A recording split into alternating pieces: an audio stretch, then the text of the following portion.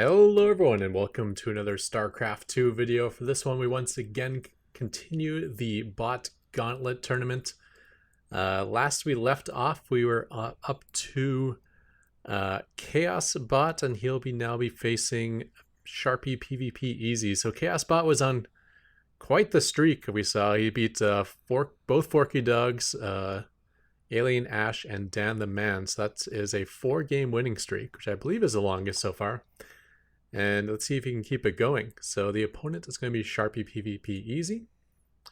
And it says this bot has modified Adept, Stalker, Warp Prism, Disruptor micros than the original Great Sharpie SC2 library.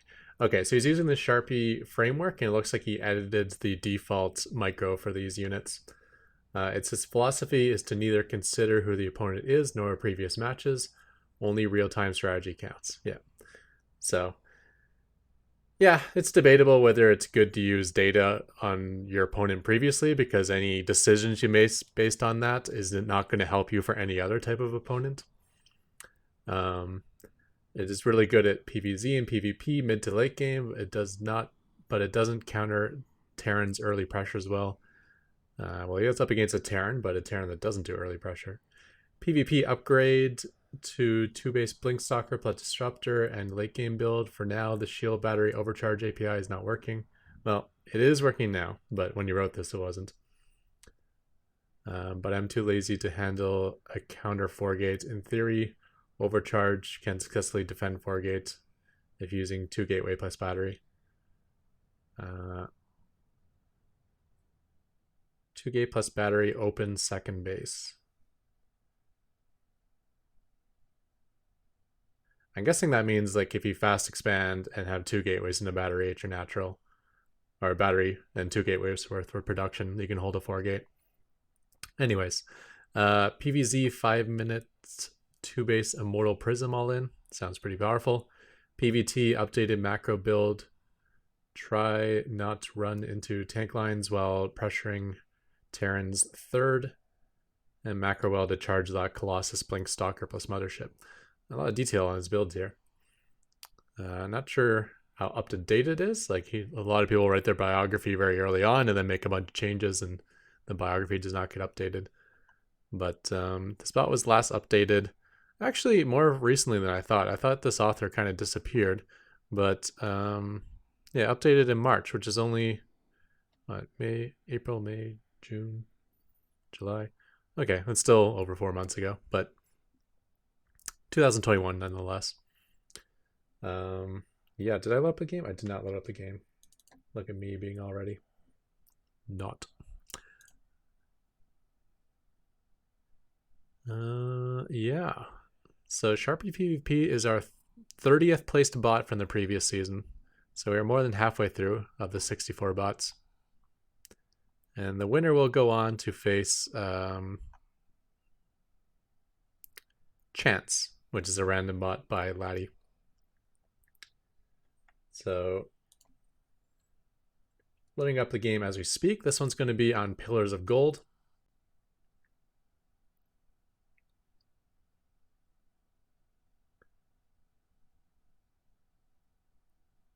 And Sharpie PvP is a Protoss bot, so it's going to be a TVP.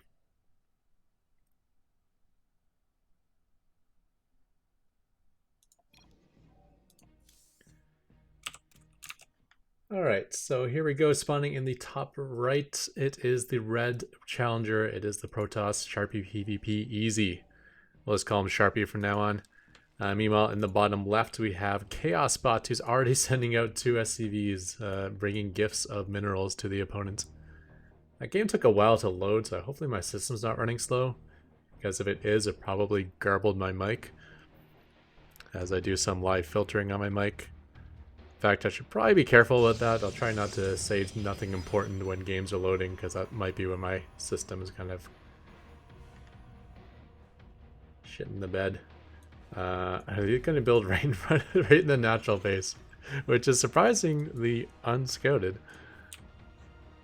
I mean, he did pass by 2 SCVs, but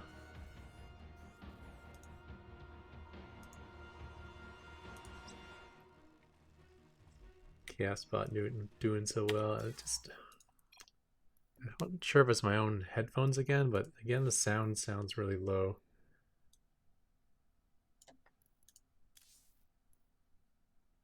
But in the previous video it sounded high. So never mind, let's just put it back.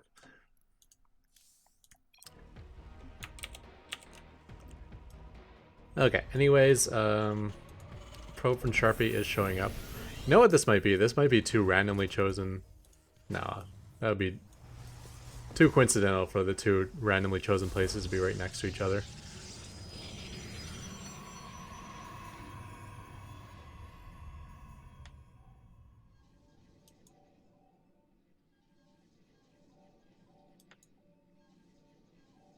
A little scout going on both sides. Looks like you want a proxy marine. He didn't actually see this. So he based it, that's kind of cool. So his scout based it off the fact that he didn't see any barracks inside Chaosbot's main base.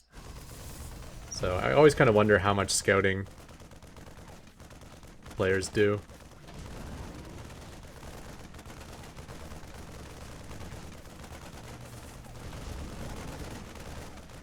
Oh, it is my headphones. Forget it. These earbuds are ready for the trash.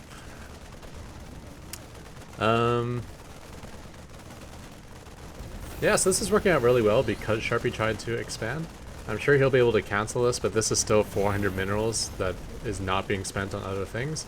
And even transferring workers. Oh, and overreacting to this SCV in a large manner. Does take it down. No, no, no, no, no, no, no.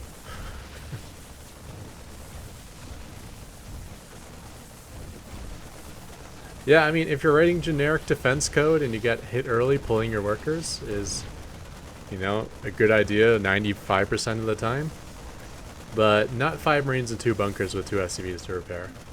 That's not something you want to pull workers for. So I think we can go ahead, Chaosbot doing his normal expansion tactics, and speed this one up. As PvP has, I believe, 0 probes. Yeah, 0 everything, actually. So we'll just make sure that Chaos can finish this off.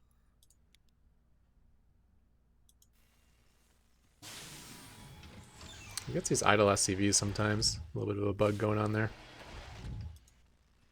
I got a bug recently where in the late game my tanks would go idle. I can't figure out what the scenario is that causes it. And it doesn't even happen to all my tanks. It's just like some of them. But there's nothing special about those some. I mean, there must be, but as far as I can tell, there's not. Look at that mini-map. What a beautiful thing. Look at how much production he has in his main. 1 barracks. Everything else is everywhere. Ah, the chaos. Alright, whoa boy. Whole bunch of Marines. He even landed a barracks in the base. Oh, I think he's landing all the barracks in the base. We've seen this before, haven't we? Where he builds barracks all over the map, makes a whole bunch of Marines, and then he attacks with the barracks and the Marines. So the Marines attack, while the barracks are all floating into the main base.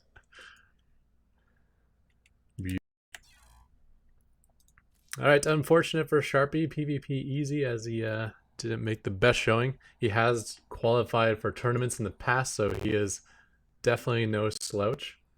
As you usually gotta be in the top 16 to make those tournaments.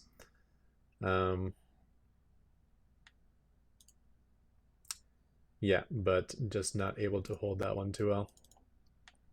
So next up, we are going to have Chaosbot going for his 6th straight win versus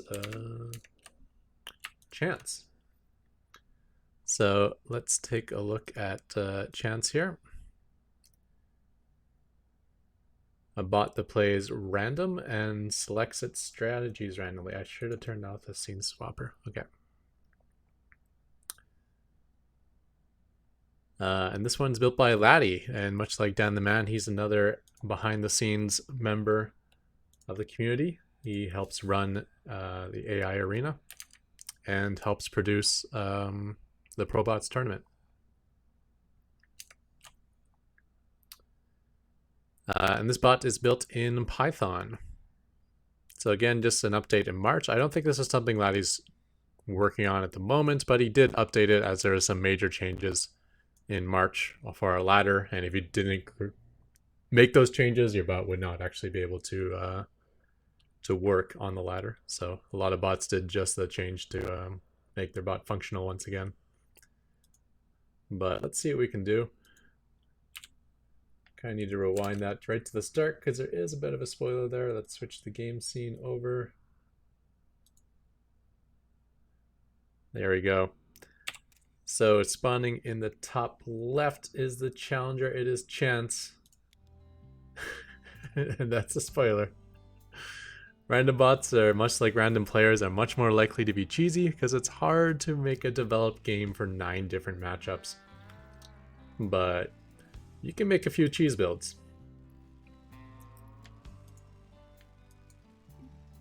We do have an SCV out on the map, which is actually somewhat distracting Chance. Well, when I say distracting, I mean dying too. If it was mineral walking, it might have pulled all these workers back. So that could be enough information for Chaosbot to know that this worker attack is coming.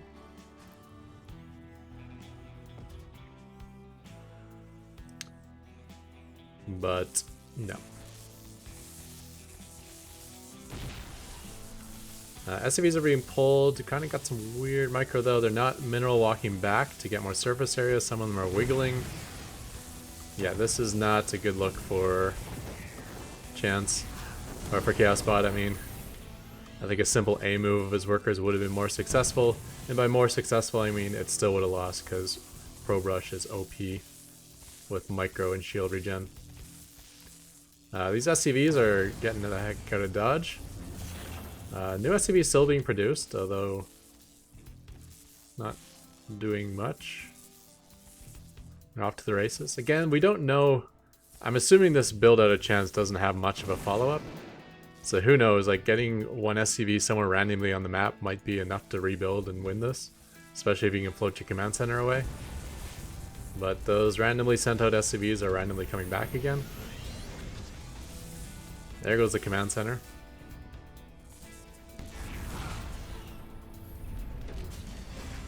And that is the last remaining SCV for Chaosbot. He does not have enough to produce another one, so the floating command center is not relevant. Unless he can get mining again. Down to 5 hit points. That's a single hit from a probe. We'll finish this off. Looks like these probes have bugged out. That could be bad news for Chance. That means maybe if he loses vision of this, like loses the lock on this SCV, he may never regain it again. Because he does seem to have some idle workers going on. SCV did fall.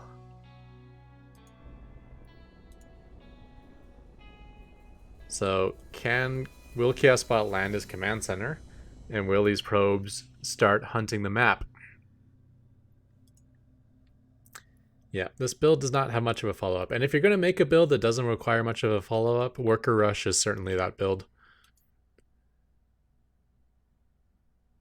When you're building a Worker Rush, you don't really think, like, should I go double air upgrades after Fleet Beacon? You know? Oh, look at this guy. A regular Avilo. Flying to the corner. Yeah, let's go ahead and speed this one up to 8x. I assume we are going to have a... No, wait. Slow back down again.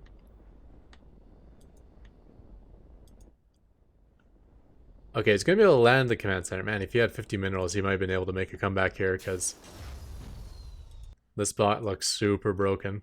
Not a chance. Yeah, no mining going on.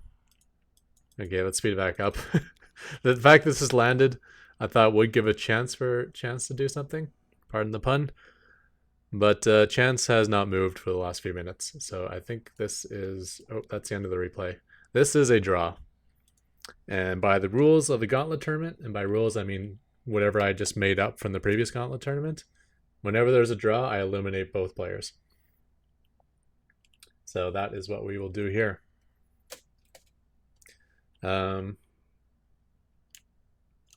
Yeah, so GG to both these players. Chance defeating the longest reigning champion, and to Chaosbot for being the longest reigning champion. With 5 wins and never actually lost, right? So you can say he's the only undefeated, well, the only other undefeated bot in this tournament, besides whoever ends up winning.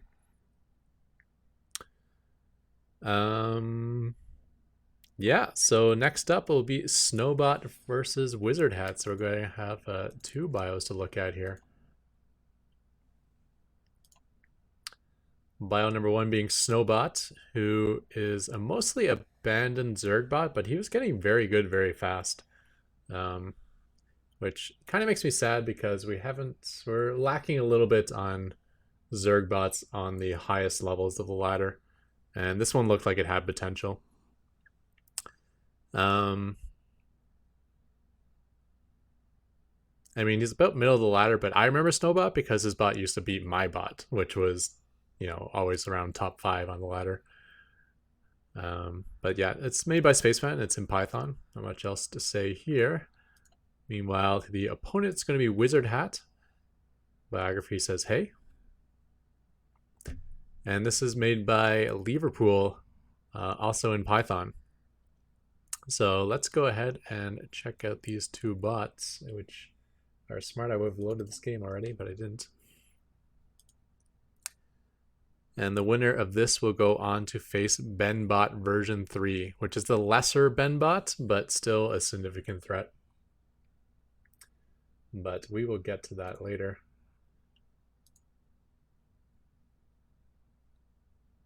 So this game is going to be on Eternal Empire.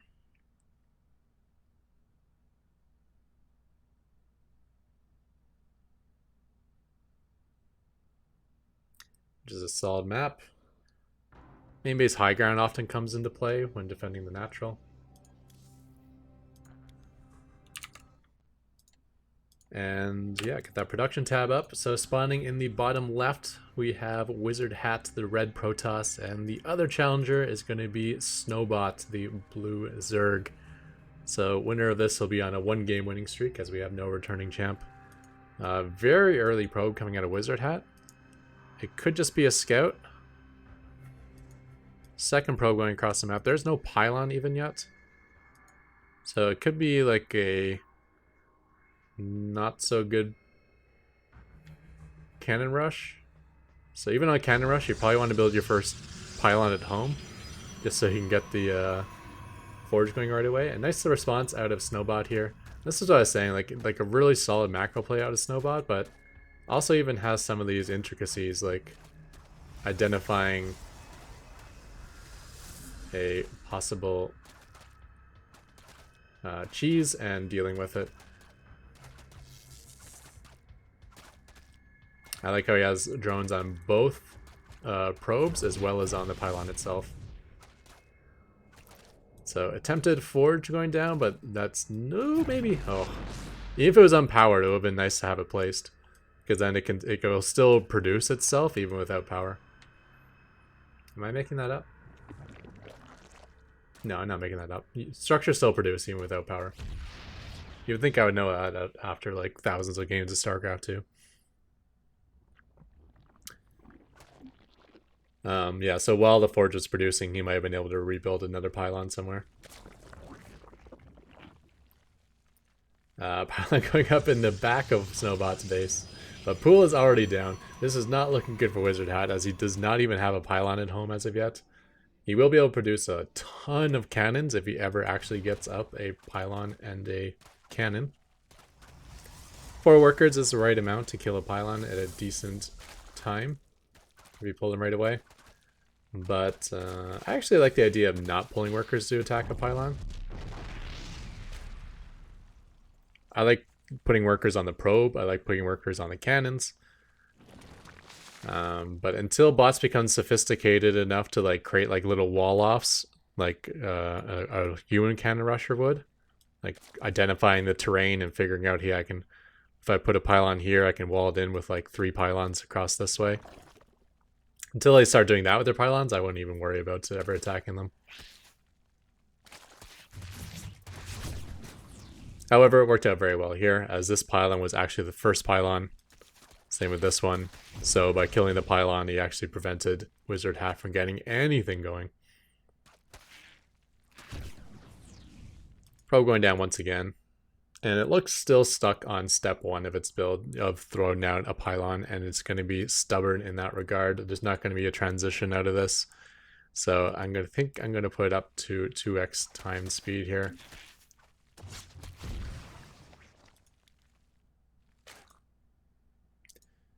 Three more probes going across the map now.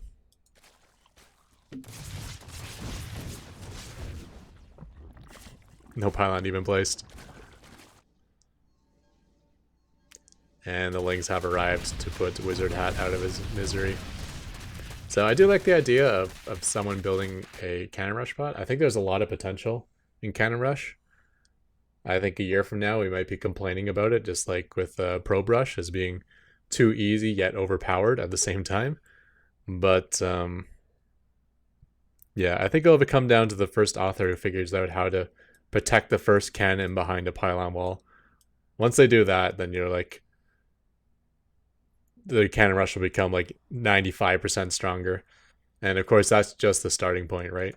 There's nothing that could prevent someone from creating a printf bot that you can do all the little intricacies of building and canceling structures and probe micro and whatnot. But yeah, nice little defense out of Snowbot there. Really made this game look easy. And you know, we didn't get to see much of him, but you can kind of see how it's solid. His build order was decent. You know, he expanded. He's starting creep spread. So this bot's got a lot going for it. But hopefully we'll see a little more developed game next, which we will do now. So before I do anything, let me load up the next game, just so I have it ready. And now let's go take a look to see who the next opponent will be. Yeah, so it's going to be Benbot version 3. Okay, so this is a tough opponent. Benbot BC, you've probably seen in ProBots tournaments. Benbot version 3 is very similar, although it's not really centered around the battlecruisers so much. Yeah, so no biography here, but it's made by Blasier, and it's written in Java. So not many of us Java brothers, but he is one of them. And it looks like he periodically updates it too, because it has been updated within the last month. I think Benbot version 3 was just kind of like a biode-centered bot, and Benbot BC was a battlecruiser rushing bot. But then the progress he made with this bot kind of made Benbot BC focus less on the battlecruisers and more on the bio, and now these bots kind of look similar, where I can't really distinguish them except for the fact that Benbot BC is much higher ranked. So whatever it's doing it better than this bot. Yeah, so let's go ahead and hop into the game here. And we'll get going. So it's spawning in the top right, we have the red challenger. It is the Terran Benbot version 3. Meanwhile, in the bottom left, we have the returning champ. It is Snowbot. And this might be the first game where we're seeing two very solid, competent bots going up against each other. Which will be a trend of things to come as we're going really approaching the you know, the veteran bots area of the ladder. I mean, Snowbot was still a somewhat new bot when, like, even now, because there hasn't been many updates for it, but it was playing at a very strong level, I think, where he looked like a veteran. And Blasier has been around forever, longer than I have in the bot world, and his bots are always a strong threat. In the ProBot season that my bot ended up winning, I actually think Benbot BC was the favorite when it got down to the final 3. He did something with like a bunker rush that my bot couldn't handle at all. And my bot just randomly got lucky in the tournament where I got by him. And the only other person in the final 3 was Spiny, and Benbot BC had already beaten Spiny. So I actually thought Benbot was going to win the whole tournament, and he was the 16th seed in a tournament of 16 bots. So everyone was like looking past Benbot BC, and he ended up almost taking the whole thing. You know, you prepare for your next match, your matches in the next week, and it's just like, okay, Benbot's playing so-and-so, so let me prepare for so-and-so, because I'm just going to assume that that guy's going to win. And everyone prepared for the wrong bot. Benbot kept upsetting everyone. Almost to a Pro Bots championship. Yeah, little bunker opener here with a factory on the way. I suspect by staying on one gas that a command center will be soon behind. Meanwhile, we do have a, well, I missed the opener here, but he ended up with a single gas, a spawning pool, and a hatchery. So whatever it was a solid opener. You can kind of put those down in any order, and it's a decent opener for Zerg, depending on your goals. Staying in gas, however, so it's going to be perhaps a faster layer, or perhaps the fact that it's a newer bot. He just didn't do the intricacies of like get your 100 gas, then go back into minerals so you can spend all your money on hatcheries and queens and drones. Command center has been put down. We have a full bunker at the front, and a Widow Mine to help defend. So this is what Benbot is kind of known for, where he takes a nice fast 2-base and builds like the defense of death at the front line, and he has like pretty good micro to be able to like abandon the front line and deal with threats in his main base if something tries to bypass and go straight into his main.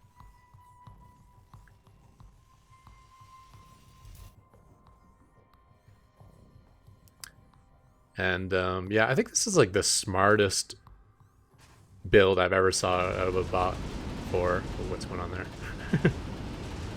Whee, APM. Like if you're going to make one generic build for a bot, I think this is like the best one you can come up with. You know, making a strong front line, the ability to defend, and a 2-base assault, that will work versus every race. Big attack coming in here. Widow Mine makes quick work of it, however. Widow Mine even surviving. And that is, what is that, 400 resource? So 16 Zerglings going down right away. That is quite painful. It does have another hatchery behind it, though. And roaches are next on the production tab. Baling nest going down. So I do remember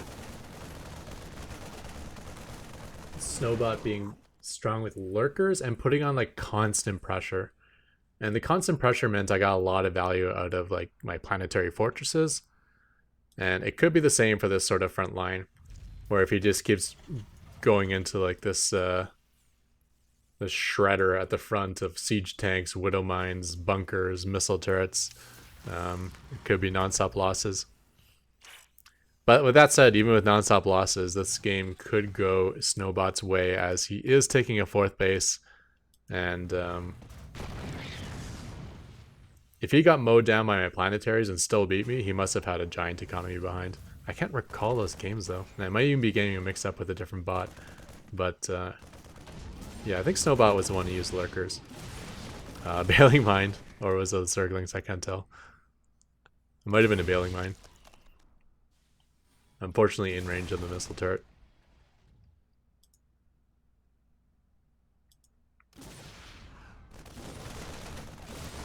Some unfortunate micro there. He does at least get the burrow down, so I don't think he's going to be losing these roaches, but yeah, he's not attacking or retreating. Is Queen burrow? No. And roach regen is so fast when they're burrowed.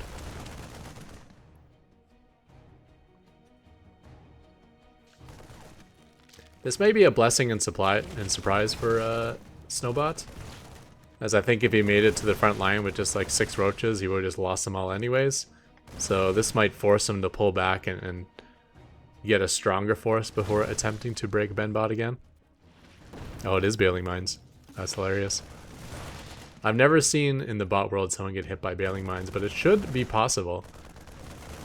Bots are perfect when it comes to seeing stuff that's hard to see, like Dark Templars and, I don't know, like Burrowed Infestors moving. But Burrowed Zerg units that don't move don't actually have a visual indicator. Like if we go to, I'll come back to that in a moment, as we do have a large engagement here. One medevac is slowly getting knocked down, but it's keeping these Marines alive fairly well, but just too many roaches and queens for Benbot to handle.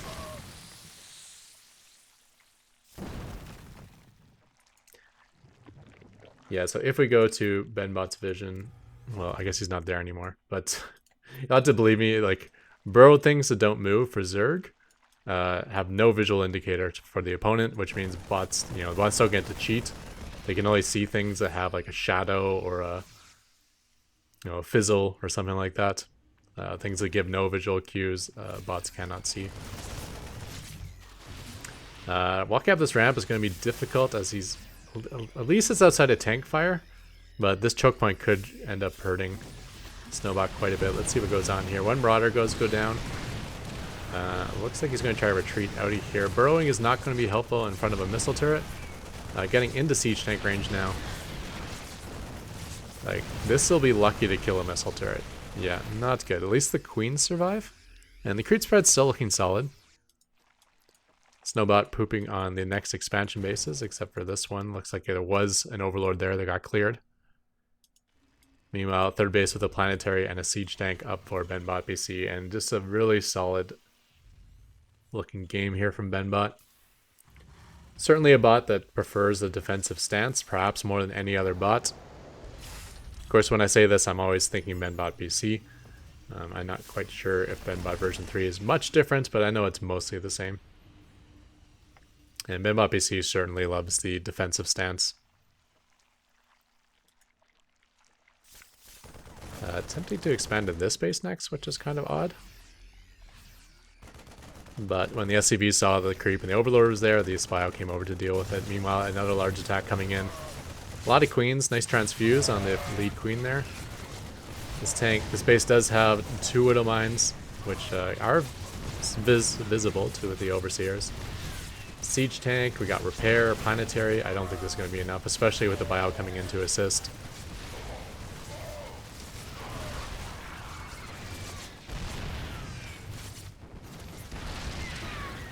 And that is going to be a retreat. Medevacs are a little bit low. Are they going back home to get repaired? Is that a thing? It is. A little repair station in the main base. I like Ketrock. EC is out and ooh, it gets picked off before it can jump away. This looks like a potentially good Bailing Mine position. No missile turrets in range. I could see units wrapping around the corner here and end up going into this. I think if a bot is going to make Bailing Mines, or even a human, it's probably good to put it closer to the edge than in the middle. Because usually units are going to be running around the edge, or running around this edge. Unless it's a small choke point. Like here. This would be a nice little small choke point that would be perfect for Bailing Mines.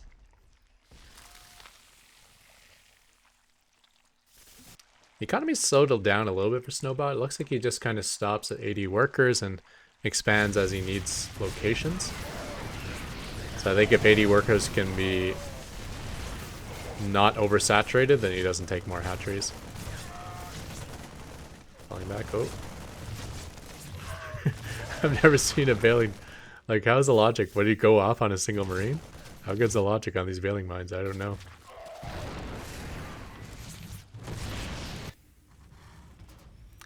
Medevac's getting repaired, battle cruisers on the field.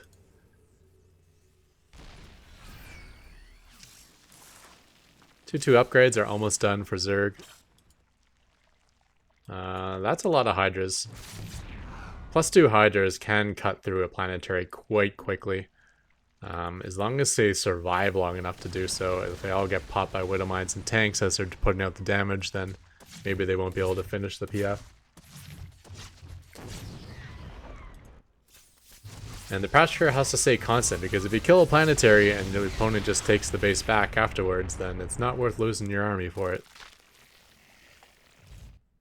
This base got cleared a long time ago by Benbot, but he hasn't had any interest in taking it yet. 6th base going down now for Snowbot as well.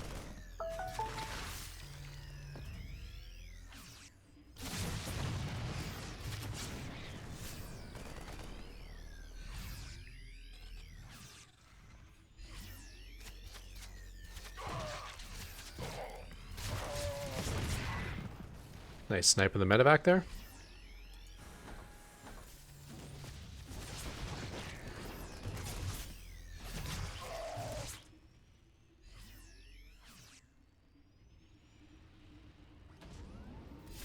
Grid spread has made good distance, although it's very linear. If this were, say, Eris or Spiny, you might have seen the entire, or Queenbot for that matter, as we saw in a previous week. The whole base would probably, the whole map would probably be purple by now. Okay, so I like how he's stutter stepping in. That allows him to pick off all these repairing SCVs, as well as allow space for the hiders in the back to get work done. So cutting through the 3rd base of Snowbot, but going into 4 siege tanks. The bunkers are actually empty, but 4 widow mines do go off. These units are having trouble retreating. And, oh, actually gets the planetary on the other side as well. Okay, I was going to say that's probably about even, because Snowbot does have the economy to make it worthwhile losing, you know, because units lost, that was terrible for Snowbot, but I think that's okay if you got a good economy and you kill one of your opponent's bases. But the fact that he killed 2 of Benbot's bases means that's amazing for Snowbot.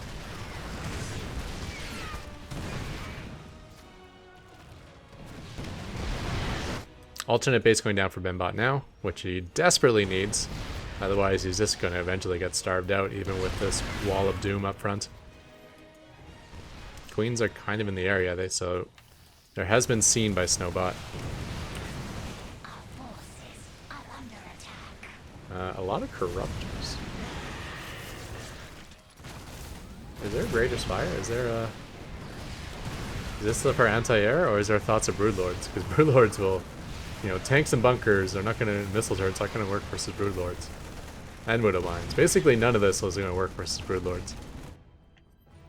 No Greater Spire as of yet. So I guess just for anti-air purposes. Probably in response to seeing battlecruisers. I hope I didn't miss anything important in BCs. There's a chance that they jumped across the map and did a ton of damage and I completely missed it.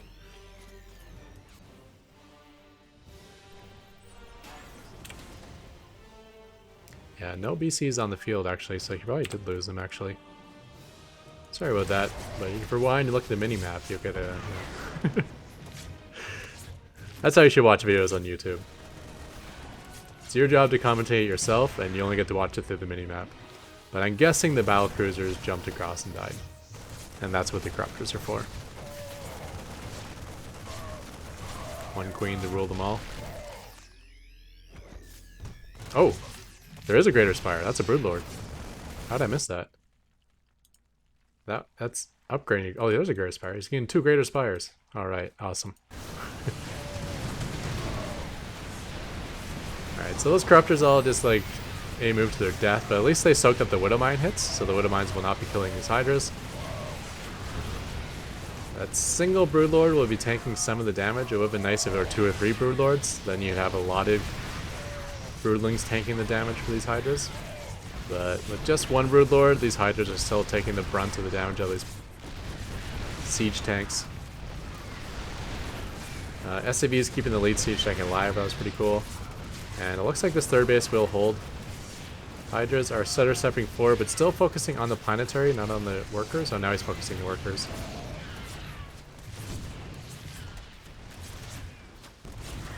Oh, wow. Hey, this is an ability I don't think I've seen a bot do before. I think even like the best bots we have, like Spiny and Eris, I don't think I've seen them do this. Or bots from the past, like Kagamania.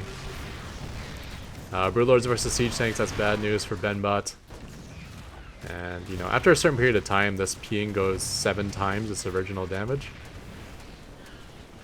Yeah, so emits a stream of acid that deals damage per second for 4 seconds, but then after that it does 35 damage per second. So yeah, so it goes 5 times its damage total once you hold it for a certain period of time.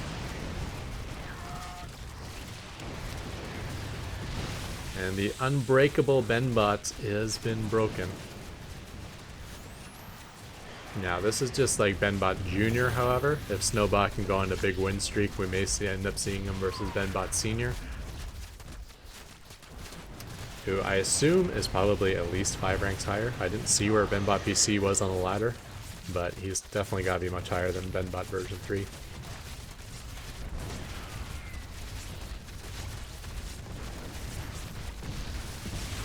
Although he doesn't have to be high in the ladder to be just because he's in Pro Bots. Because since he finished 3rd, no, he finished 4th in the previous. Never mind. Okay, yeah, he had to qualify for Pro Bots the old-fashioned way, so he's got to be up in the top 20. I do like these Bailings do not crash into structures and commit suicide.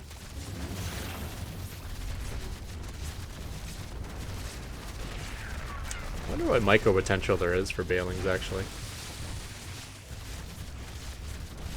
I feel like Bailings would be weak in the bot meta just because of the micro potential versus Bailings is strong. Like, probably the first thing you remember in the history of SE2 when it comes to bots is watching, like, some bot splitting Marines versus Bailings and how powerful it can be. So splash damage in general is a little bit weaker in the bot scene just because of the ability for bots to individually micro every single unit. You can dodge a lot of the splash. But yeah, that was a good game. Benbot with a solid defensive setup, you know, able to clear bases, you know, poked around a little bit with his bio, probably sent BCs across the map that I completely neglected. And just solid micro out of Snowbot, even transitioning into like a sort of a tier 3 army. And fairly good decision making on when to attack and when to retreat. I mean, some of those attacks went poorly, but he wasn't like just funneling units to their death going into like that shredder at the front I was talking about. He waited, he pooled up his army, and then when he committed, he like fully committed. And that's the way to do it. And yeah, I think he actually had a really good expanding strategy of, I'm going to have 80 drones and they all need to be doing something useful in mining. The moment I'm going to become oversaturated, that's when I take more bases. So basically he went up to 4 base and stayed there until he started getting mined out of his main and natural, and that's when he started taking his 5th and 6th base.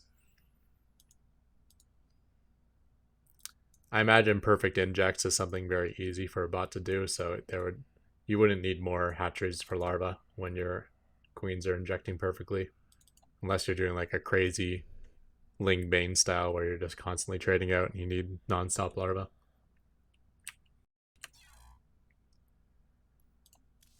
Yeah, so nice one out of Snowbot. That's being his 2nd straight win. Let's see if he can go for the hat trick.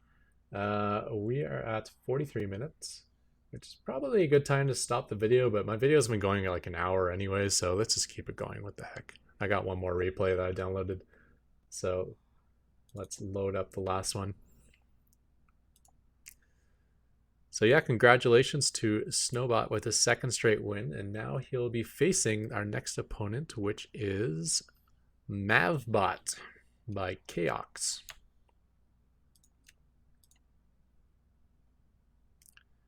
So no biography there, but it is a Protoss bot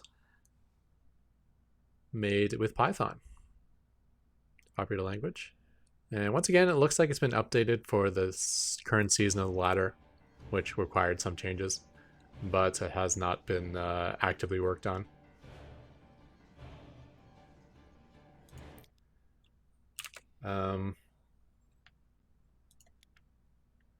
Yeah, because of this tournament, it may look like a lot of these bots don't really exist anymore. They're not really being used, but that's because this Gauntlet tournament is based on last season's ladder. And, you know, we always have new authors coming in, and SE2 bot authors have different goals and different schedules, and some like to stay around and make the best bot ever. Some just have a goal. I want to try to be able to do this, or I just want to have some fun, and when it stops being fun, I'll stop doing it. But it doesn't really matter because we always have a cycle of new authors coming in. And I don't expect that will slow down, as it's not like SE2 is already very old when the bot scene came into effect, so it's not really based on the popularity of StarCraft 2.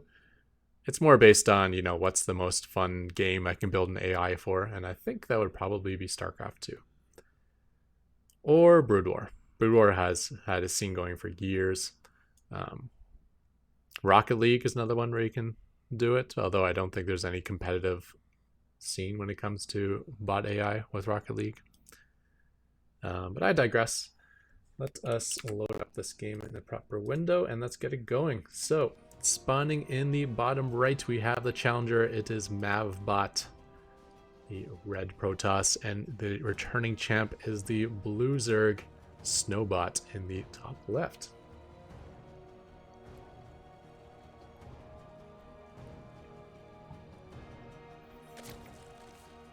Alright, let's see if we can actually catch the builder row Snowbot this time. I have missed it the previous times. I just see if there's a gas pool and an expand, but I didn't really know how he does it. I'm sure it's probably different per matchup, and probably even within the same matchup he may switch it up here and there. But it looks like it's going to be a hatch first.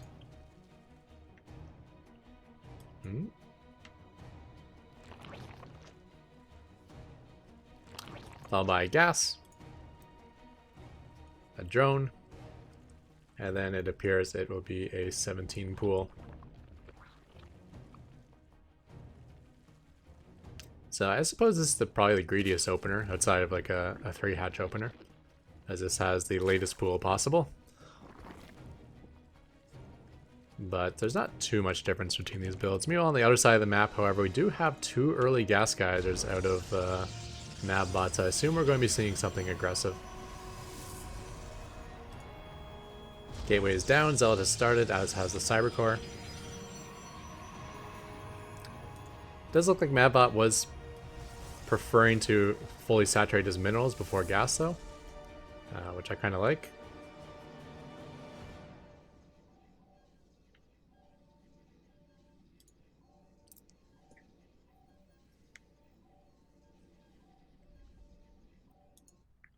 Overlord in the middle of the map.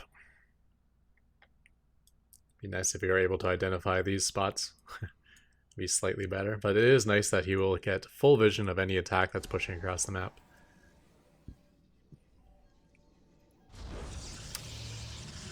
And Nexus going down. So yeah, these 2 gas immediately made me think this is going to be a 1 base all in, but the fact that he fully saturated his minerals before his gas meant he got a good mineral count to be able to expand. And earlier gas timings is actually something that's more optimal in the bot scene than in the human scene, as we have the ability to control how many workers we have in gas at any moment in time. So in the human scene, you're like, okay, you only consider when to take gas, assuming you're going to keep 3 inside at all times, but we have the ability to like go back, drop back to 2, or drop back to 1 whenever we need more minerals. And since the 3rd worker in gas isn't as efficient as the first 2, I actually feel it makes more sense in the bot scene to take all your gas geysers immediately as you expand, and then control how many to put in gas based on your gas needs. Zergling does get in, gets a nice little scout off, is able to see the Void Ray, and Mavbot, it looks like, is going for some Void Ray shenanigans. But no proxy warp prism across the map, or no, proxy warp prism, what am I saying? Proxy shield batteries across the map. The Stargate itself is not proxied. And we do have a couple bots now that are quite proficient at using shield batteries and proxy void rays, which for a long time I was saying, why is no one doing this? You know, bots love their cheese, and that's got to be a most really powerful cheese, especially with the buffs to void rays. But yeah, now we got one bot that does that exclusively, and a very powerful bot called Sharpie, who is able to do many different builds, including a strong proxy shield battery void ray cheese.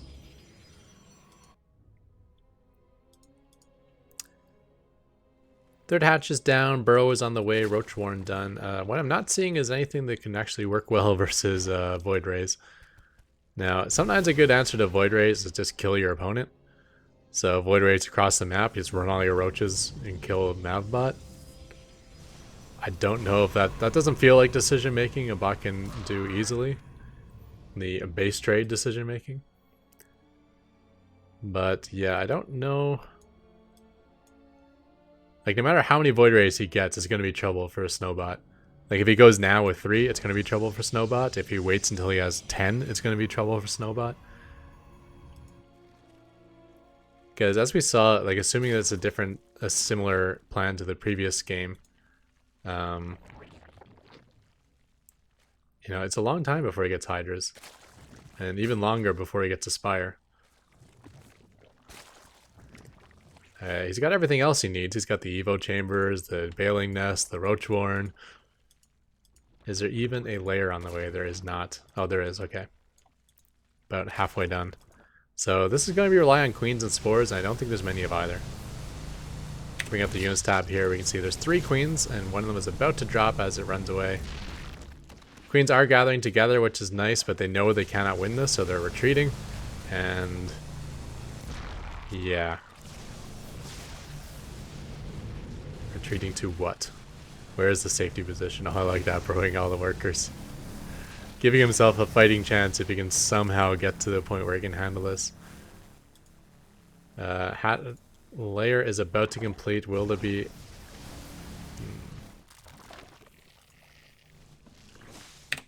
Yeah, no Hydra Den on the way.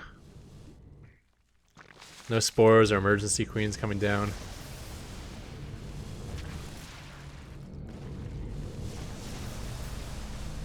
Queen getting picked off. And I'm really bad at looking at the minimap. So there was a counterattack of Zerglings actually. And it's completely devastated this mineral line, although there is 2 Void Rays at home slowly cleaning up that mess. So down to 1 base economy, which is still more than enough, but there still has to be an answer for these Void Rays, especially with 2 more coming. No, that's not 2 more. Especially with 2 more Void Rays across the map, which could come over at any moment to join up. 1 more Queen getting popped. SCV's trying to, probes trying to, drones trying to transfer here. 3rd time's the charm. Bailing drops. What? I mean, terrible decision at this point, but still, it's something I haven't seen in the bot meta. I always, like, we had a discussion about this once of like how crazy it would be to send dropper lords into your opponent's mineral line, because if he doesn't react, you can drop Bailings there, and if he does react, you could send in empty dropper lords and force him to like pull all of his workers away for nothing. And the decision making around that would be so difficult. Dropper Lord 1 is set up. I mean, Snowbot's completely dead, but this is still kind of cool anyways.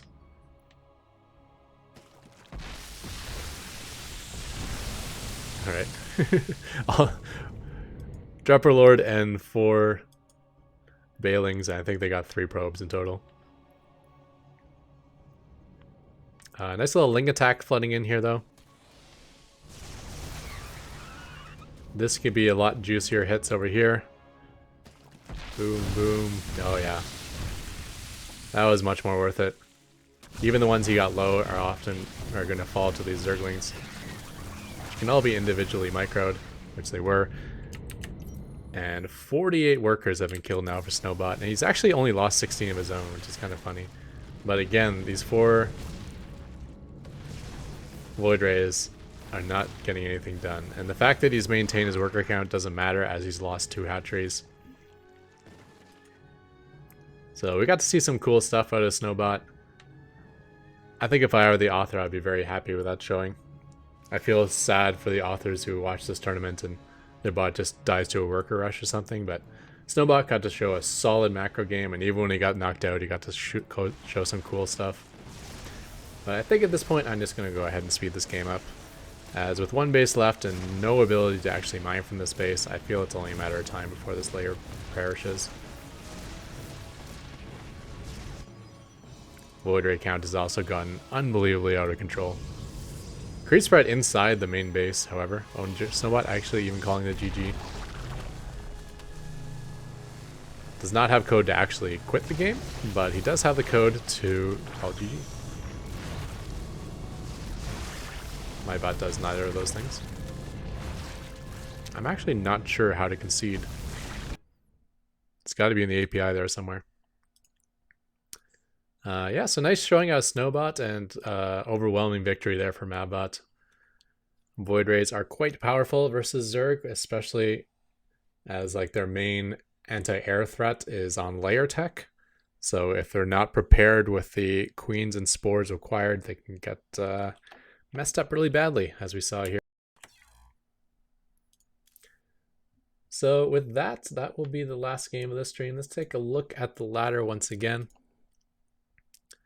Snowbot going out after 2 victories over Wizard Hat and Benbot version 3, and Mavbot now defeating Snowbot, being our next victor, who will move on to face Cheezerg, which is the Zerg bot by AIC. AIC is an author who just recently rejoined the scene.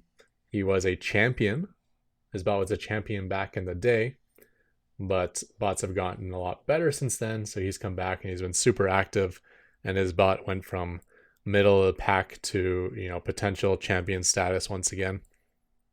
You'll see his other bot, veteran, in the Pro Bots tournament. VE Terran, or veteran, I guess it's supposed to be. When this season ended, he was actually still had just joined, so he was still like skyrocketing up the ladder as the season ended. So I think if we waited until his ELO like evened out, he would have finished somewhere up around 4th or 5th, I believe. Maybe even 2nd or 3rd. But I think 4th or 5th is where he was at. Nowadays, he's 3rd or 4th on the ladder. But even a much stronger version of veteran than this version here.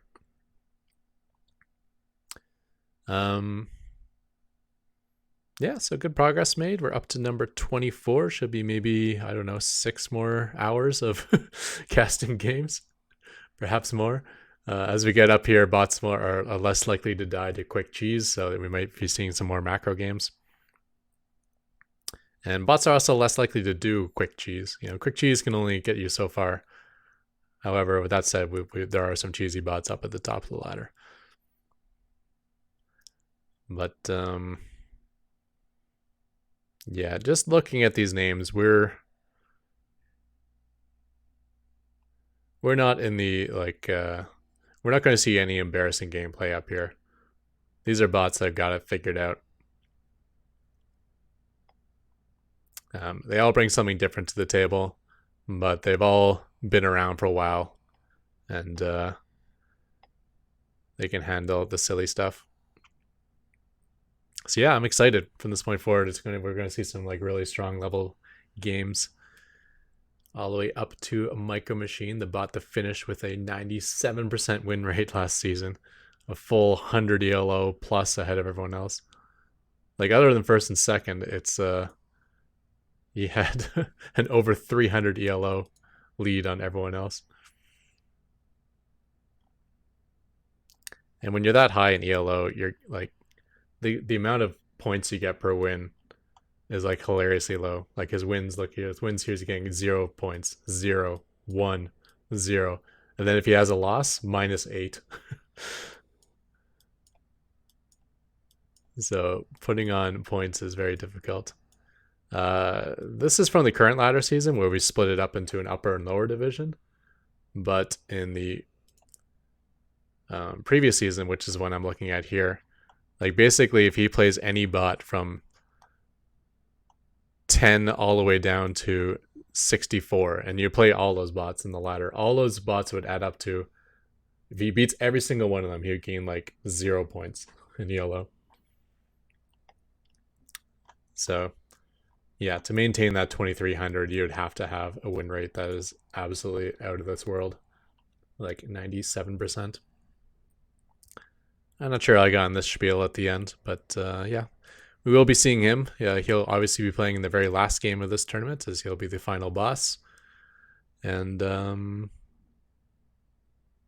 yeah, next up is I've forgotten, Cheezerg versus Mavbot.